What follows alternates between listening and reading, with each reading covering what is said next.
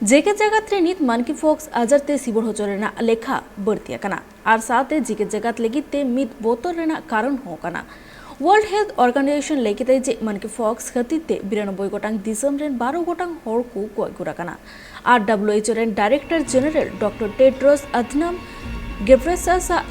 लेकाते 92 गोटांग दिसम रे 35,000 गोटांग हर मानकी फॉक्स आजारते को सिबड़ होचोकना साथे लेकिते जे पलोमेन हप्ता की 7,500 गोटांग हर को सेबड़ होचोकना।